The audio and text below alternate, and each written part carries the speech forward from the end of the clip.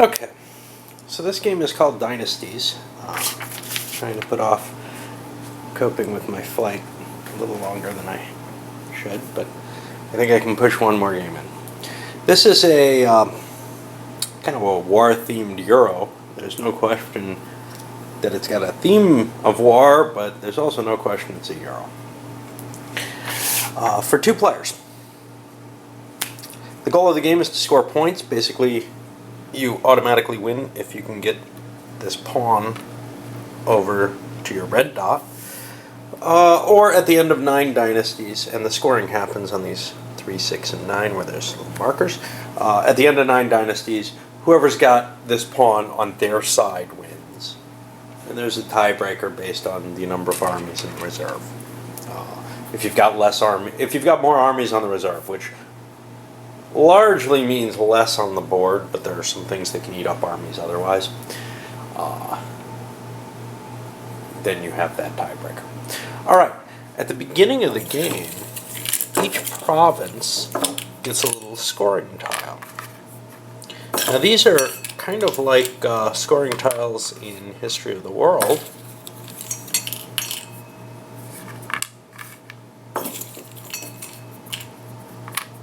And they're how much that province is worth during a scoring round.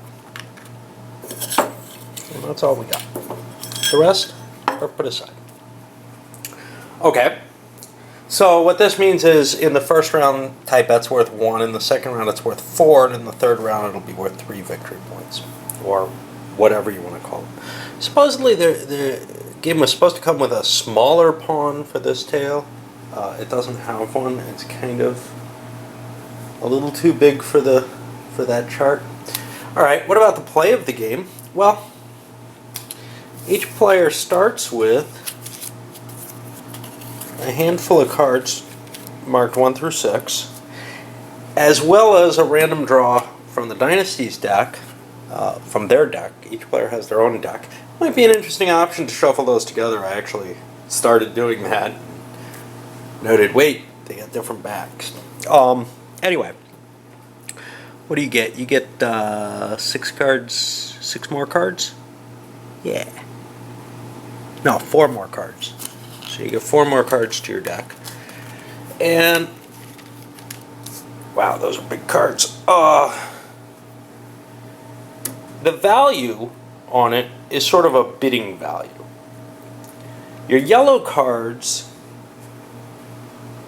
you're able to reuse in each round of play. Whereas the white ones, if you use them, they get discarded and don't come back. Now, some of the cards have different aspects, but out of the yellow ones, the only one that's special is the 6 card. If you play that, and I'll explain what the points mean in a moment. If you play that on a province, you mark that province like this on your side of the board. That takes up one of your reserve armies. And if you don't have a reserve, you got to take an army off the map. And you cannot play the 6 card in that province again. Now, King Shao has a special card if you're playing with that option, which allows you to play 2 there, but you still have to use cubes, which can be strongly to your disadvantage. I don't think I'm going to play with that particular option, which is these special abilities for the leaders. I think I want to play it once without them, unless I hand them out at random, because I don't know which one to pick. Just a set of interesting things. Might be neat if I did do them at random. Okay. So when you play your particular game turn, one of the 9 phases, you lay a card down, face down, in each province. And your goal, in general, is to have more points than your opponent. If you have more points than your opponent, you get the difference in that province. If he's already got little cubes or armies or control or whatever you want to say in that province, you reduce his before adding your own, 1-for-1 basis. Some of the cards are a little special. There's -1 and +1 cards, which say, hey, whatever my opponent has, I'm one less or one more than that. That allows you to get away with kind of a cheap play as opposed to, you know, having to compete with one of your big cards, right? Then the final thing, and this is an option that I'm playing with, is there's a couple special cards. There's also a plague card, which if you play that there, it cancels the combat and destroys half the armies in the province rounded down. Which means if there's one army, it stays, among other things. There's also a +2 and +3 card. These work just like the +1 cards. I don't know how that's phrased. The way it's worded in the... I don't know what it means from the rules. The way it's worded, they say it is used exactly like the +1, except when the +2 is used, the player must remove an army permanently from the game. Not playing permanently, I'm putting it over here in this extra area where these extra pieces are. Because in the expanded or advanced game, or whatever you want to say, you only start with 18 of your armies, not 21, for a reason. And then the +3 is the same way, except you must discard 2 armies from the game. Well, I kind of want +2 and +3 to mean I'm 2 higher or 3 higher. It's not explicit, but there's this implication there, and I can't decide which way I'm going to go. I'll probably make a flip of a coin or something. But the rules ought to be more explicit about that, because the way they are explicit. The way they're worded, and I'll go with this, it is just like a +1. Well, to me, all right, that's how we'll go. It is a +1 card with a penalty. Why it's called +2 or +3? You got to call it something. Okay. Scoring. Well, whoever owns the province, who has armies in it, gets the points for it.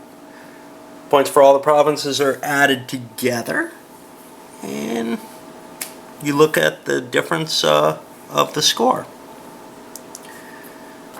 between them and move the pawn accordingly. The game ends either at the end of the final scoring round, or if somebody can push victory far enough.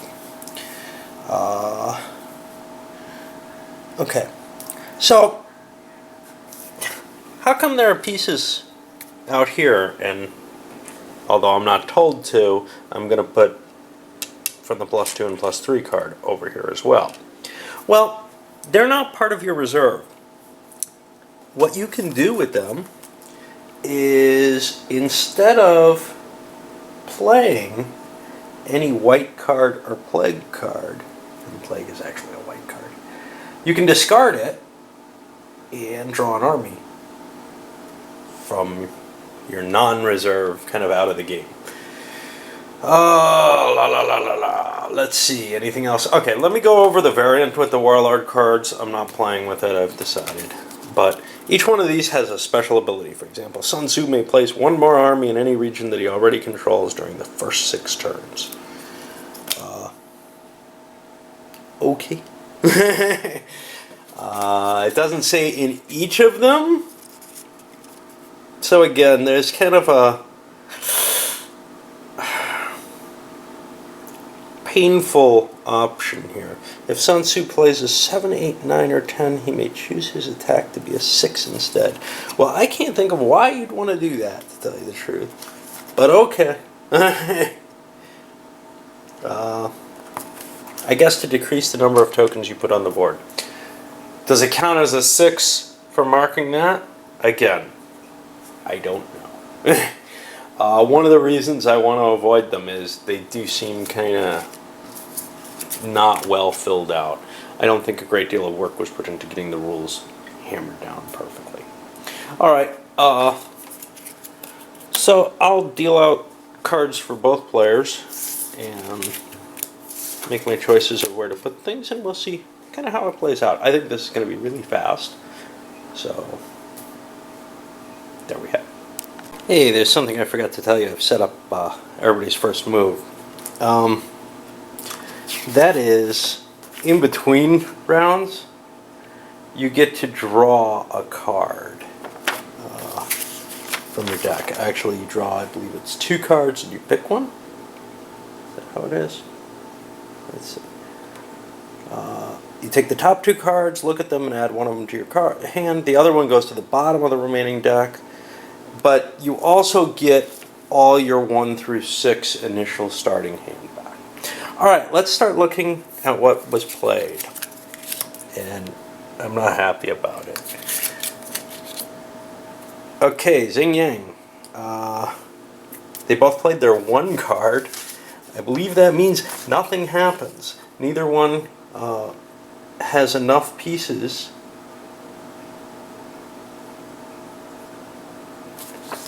Yeah, they both played the same card, so they did not get any pieces in there. Okay, so let's go to the second one, which is in Tibet. And lo and behold, they both played their 2 cards. And they're doing this because they don't want to expend their optional cards that they're holding in their hand. Over to Mongolia, they each played their 5 card. This is almost fixed because of the values of things. Mongolia is worth a lot right now. Now granted, Tibet's going to be worth more next time. Over here in Qinghai, they both played their 3, and they both played their 2 in Mandarin, or their 4 in Mandarin. Remember, the 6 card has a penalty. They didn't really want to play that penalty. I think that was a mistake, but nothing happened. So now we go to the second round. Now nothing scored, but there's no fighting, and nothing happened. We'll see what happens here. They each get to draw a card. Okay, we see a slight difference, which is Sun Tzu took one of his chips by throwing away a -1 card. Those are nice defensive cards, but everything's nice. Throwing a white card for a chip, well, black didn't want to try to pick up a chip. So let's see what happens in Xing Yang. White gets one in Tibet. White gets one. Seeing a pattern here? In Mongolia, White played their 6 card, and this is the difference. White decided, I'm going to play in Mongolia, and they get a chip. In Qinghai, they get one. Is this likely to happen in a real game? I don't know. But with 2 people who think very alike, because they're both in my head, it happens here. Now nothing scored. We have to go on for that and draw another set of cards. But as it stands, nobody's spending any cards, which is kind of cool. So the cards are set up again, and let's see what happens in Xing Yang. Ooh, he played his 6 in Xing Yang versus a 3. That means he gets a counter on Xing Yang out of play. He gets 3 more counters there. Over in Tibet, 5 for Sun Tzu, 5 for King Shao. Nothing changes there. In Mongolia, he played a +1 card. That's a great card because it means no matter what was played, and the 6 was played, he gets a chip. So he wins Mongolia, and he's winning everywhere. Over here in Qinghai, he gets 4 chips. And finally, in Mandarin, ooh, he only gains 1 because the -1 card there, the retreat. But he scored every point on the board. Does that win the game? I hope not, because otherwise Shao definitely played poorly. 1, 2, 3, 4, 5, 6, 7, 8, 9. 2, 3, 4, 5, 6, 7, 8, 9. Yeah, game over. Shao certainly should not have done what he did. Alright, well, live and learn, right? I'll be back with a quick review of this. I don't think I gave a very good chance to the game. I think I can slip another one in. So I'm going to just call this a first playing, and I'll try to push another game of it out.